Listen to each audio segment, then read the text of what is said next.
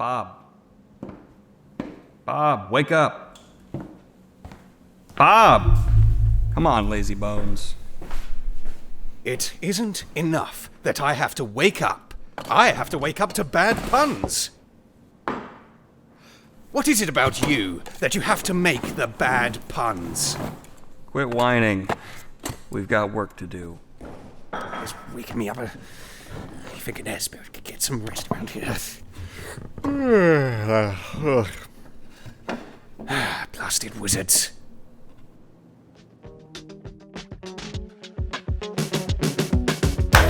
The book series The Dresden Files is one of my favorites. It's about a wizard detective who lives in Chicago. What more do you need in a synopsis? Jim Butcher is the author here, and he has really written something special. The first few books are like fast food, quick, enjoyable, nothing too complex but satisfying. Harry Dresden is a young PI who also happens to be a wizard. He uses his talents to make ends meet. But as the series progresses, so too does Jim's ambition for this world that he's created. Alright, I'm not going any further on the main story here, no spoilers, Read the book series, it's good. So Bob is a wise-cracking air spirit that lives within a bleached human skull. And he has an agreement to help Harry with his centuries of knowledge on the magical universe, and when he's not distracted by boobies. Boobies, yeah, read the book, you'll get it. He's essentially Wizard Google.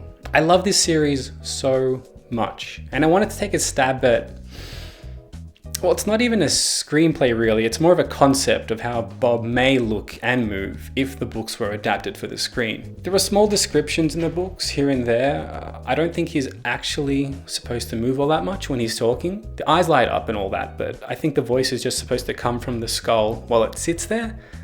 That's what I remember from the book's description anyway. Though there was a good description on how Bob manipulates physical objects, including his own skull in Skin Game. So I felt like my animation may have some small merit on how he may make himself move. Anyway, if Bob were to appear on the big screen, how would you get all that personality across visually? Blasted wizards. So I want to take you through my development process from complete start to complete finish. This is just my interpretation. I started with a rough concept and then I just developed the visuals as I went along. The concept, mind you, was all in my head. And let me tell you right now, it really wasn't much of a concept, moving skull. First, I got myself a 3D skull, and thank you to my fellow artist Senay for helping me out with this one. She gave me the file that she had, which saved me from having to model one myself, or worse yet, buy a file, because I'm an artist and man, I don't got no money. Check out her work in the link below. She does some great work, especially for the medical field. Okay, so I generated a basic bone texture. He's described as a bleached human skull, so I went easy on the weathering, he's well maintained. But then there was the challenge on how to make him emote. He's a skull, there's two moving parts here. So of course his eyes are supposed to be fireballs, but I thought I could take that concept and give him facial features using the same sort of golden energy. But then how many facial features should I add? How will they be represented with that energy? How do I put some parts of a face on a skull with energy? If there's one thing I learned from doing personal projects like this in my spare time, where there's nobody to hold you accountable for not following through on your work, it's this. Don't overwhelm yourself with the details. Just take it step by step, Start at step 1, even if you don't know how to tackle step 3. By the time you finish the second step, you'll have an idea on how to take that third step. Try things out, but just keep moving, and don't be afraid to ask for help. I asked a lot of people for help for this. Alright, so Bob's face. Let's start at the basics. I believe a vast repertoire of emotions can be brought across with just the eyes. So eyes, yes, of course. Eyelids, yes. Eyebrows, those are the icing on the cake here, they really help. So much emotion can be shown with, just the eyebrows. But he's talking, so some kind of lips are needed, top, bottom, great, just to punctuate his speech, I also thought of adding a tongue, but adding a tongue would have actually made things, I feel, a bit too complex.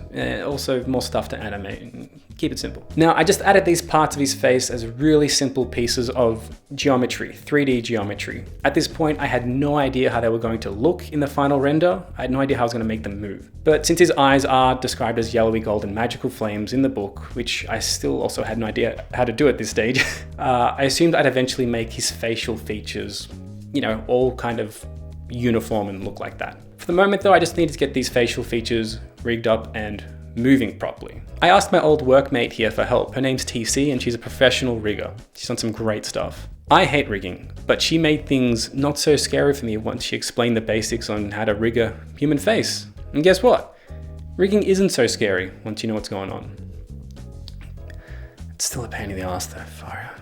And here was where I realized I can't do an English accent to save my life. Bob's described as having an English accent in the book, right? So I thought, yeah, I'll just do an English accent. Well, how hard could it be, right?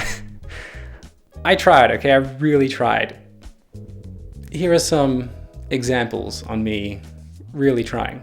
It isn't enough that I have to wake up. I have to wake up to bad puns. It isn't enough that I have to wake up. I have to wake up to bad puns. Watch out. It's okay, I know. It just doesn't work. So, I got in touch with a friend of a friend who's a professional voice actor. And he's English, so, you know, double win. Thomas is an extremely talented vocal artist. And also just a great guy in general. He's done some really fun stuff on his YouTube channel in the past, and I can't thank him enough for helping me out here. So once again, thank you, Thomas. Link to his channel down below. Check it out. He does some really fun stuff. All right, now that I had lines, I could start the animation. So Bob also kind of uses his jaw to scoot around left and right a bit here. I thought that would look cool. There's just a hint of another force that's helping his movement, you know? So he's not completely grounded by physics. That's how I approached it, you know? Also, that's just what I animated and I thought, yeah, good enough. And in regards to animating, so I animated in Maya. That was the software that I used. It's what I'm familiar with. It's what I rigged in as well. It was a really simple process of getting that animation into Blender. I just exported the cache. So the cache is just a recording of the 3D animation. It's just data. While you're waiting for your cache to export, don't forget to pat your doggo. And once all that data is exported, you just bring it into Blender, you apply it to the exact same geometry that you had animating, and voila. So I take the same skull that I used to animate in Maya, I export that 3D object, I bring that 3D object into Blender, and then I just throw the recording of the animation on it, which is the cache, and then it's moving, it's great, it's all one-to-one. Cool, so now that he's got some animation, he's got the voice lines, got some movement, I got a good 10 seconds of animation in, so I could just see how it kind of all worked together. And once I had that, I had to start tackling the look development. I had to see how textures looked in motion, because for me, there was no real point in going further if I can't get the whole thing to look good after it's been animated. So I decided to start with his eyes, since, you know, they have the most concrete description in the book, orange flames, magical energy. Time to tackle my old nemesis in the pipeline, besides rigging, which is simulations. I looked into other specialized software to get this done, like Houdini, and I really tried, but once I had some data that I wanted to cache out and I realized I needed to install a separate render engine for the software. And then, okay, so now I need to use compositing to bring them back together. A lot of the tutorials online are outdated. There are some good free ones, and old software that so I updated the version that I had as an interaction with the trying to figure out now, okay, so if I render out and cache the data out properly to apply it. All right, what did I say before? Keep it simple. Let's just try running the simulation in Blender. I looked up a tutorial, I made some little pieces of geometry constantly fly out of Bob's eyes and collide with his skull. I put it all together in compositing and bam, looks pretty good to me. It's even got the light emission from the simulation on his skull. All right, maybe that wasn't so hard. Maybe things are hard when you think about them, but when you actually start researching and doing them and understanding them, they're not so bad. It just requires a bit of effort, who knows? I'll talk more about the compositing part of this later because that's really where it all came together. With his eyes looking this good, I had a good feeling about being able to make the fans of the series happy. I was also happy to continue working on it, you know? Similarly, I started putting together the entire render scene around this time, just to see if I could make things look good overall. This first pass here, it may not look like much, but it gave me a baseline. And the second pass kind of starts to help me see that things had the potential to really come together. You know, I just had to keep at it. Originally, I was going to shoot some footage of a real table with a real candle and books and everything. Only Bob would be CG. But then I realized I don't have any of those things. And buying them would mean spending money. So, you know, CG everything it is. Luckily, I still had some points left over from my old Megascans account. And using them, I basically had this entire set piece populated within a day, which was just amazing to me. What do I need? A pencil, this, that. I need some rubbish. I need some tools. I need some background objects, containers. It's boom, it was right there. Megascans, it's great, you know, and it's got the bridge. It all integrates with the software well. It's really good. So now that I could see how Harry's basement looks, I was able to get the framing right. I was able to really play with the look and feel of the lighting. And from that, I started experimenting with Bob's overall facial features. So I just did my best to match his other facial features to the effects of his eyes. Now, if I had a machine that had the sheer processing power to simulate all of these effects, you know, run simulations on all of his facial features, I would have done that. But the whole point of this project for me was to do it on a laptop and get outside of this room. Spent a lot of time in here in lockdown, and I just wanted to be creative somewhere else to change things up. I live in Melbourne. We had the longest lockdown in the world. I was done with this place. So Blender has this amazing mapping feature called 4D, where you don't even need to unwrap a piece of geo, and it'll just make it a seamless texture and animate it all over the surface of the geo.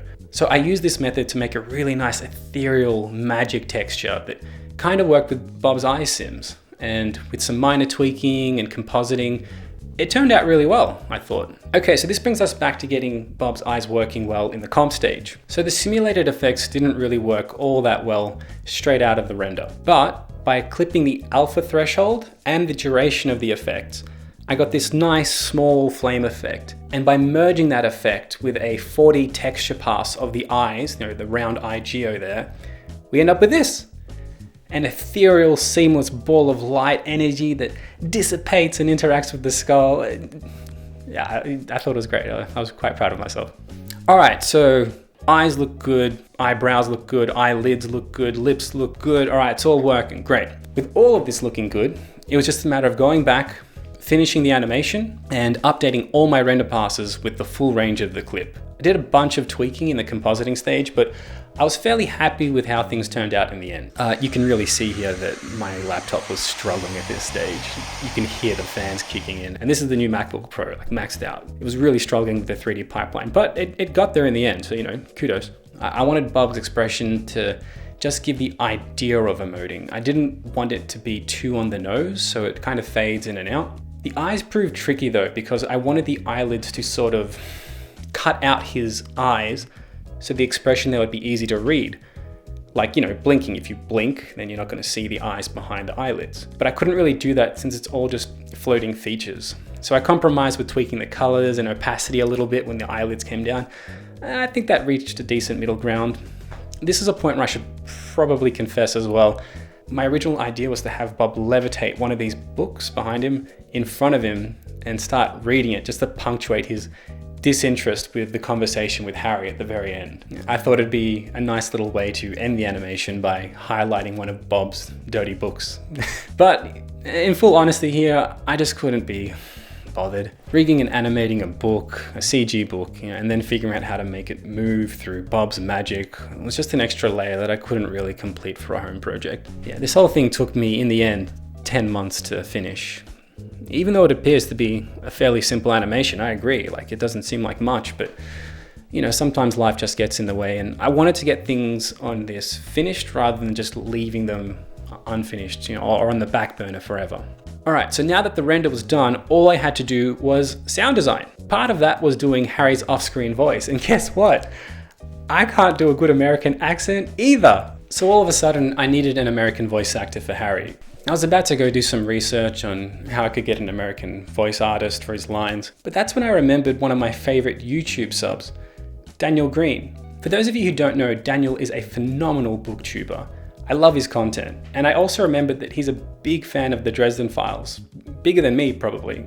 So I thought, yeah, why not? I sent in the render, I explained my situation, and the absolute legend replied saying that he'd be more than happy to join in the fun of the project. So Daniel, once again, mate, thank you so much for being a part of things. I can't thank you enough. Go check out his channel, guys. He does a lot of great stuff for books and pop culture. So here is where everything came together, finally.